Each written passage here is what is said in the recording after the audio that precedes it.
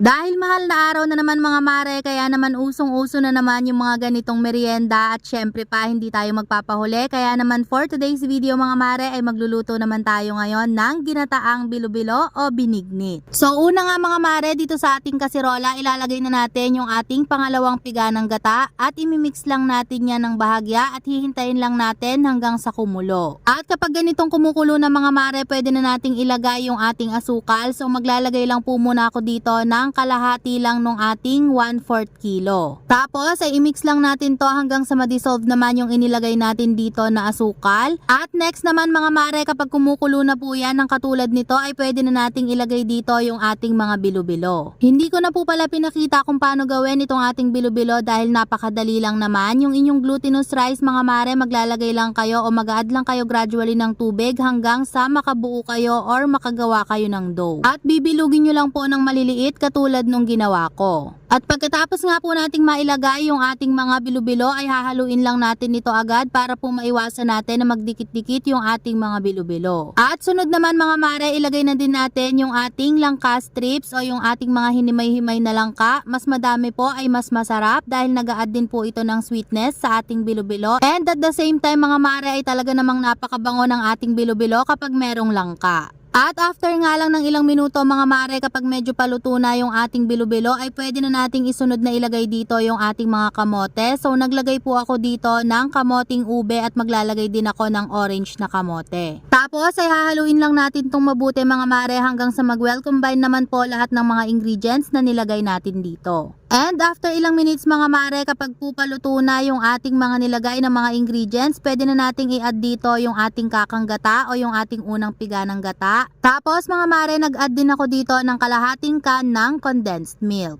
Optional lang naman mga mare ang paglalagay ng condensed milk. Kung gusto nyo po ay pwede naman ng asukal lang, pero mas masarap kapag may condensed milk. At mag-a-add din pala ako dito mga mare ng kalahating can din ng ating evaporated milk para talagang mas creamy ang ating bilo-bilo. Tapos ay hahaluin lang ulit natin itong mabuti mga mare, and next naman ay pwede na nating ilagay dito yung ating saging na saba at yung ating mga sago. Ang palagi kong ginagawa mga mare ay hinuhuli ko talagang ilagay yung ating saging na saba para po hindi maging maasim yung ating bilo-bilo. At after po nating mailagay yung ating saging at yung ating sago ay imimix lang natin ulit yan at lulutuin na lang natin for at least 3 to 5 minutes. At after nga ng ilang minuto mga mare ay luto na ang ating ginataang bilo-bilo at pwede na natin itong iserve. At ganoon lang kadali mga mare at meron ka ng masarap at talaga namang napaka-creamy na ginataang bilo-bilo. At hanggang dito na lang mga mare, pa-comment naman kung taga saan kayo para alam ko din kung hanggang saan nakarating ang ating ginataang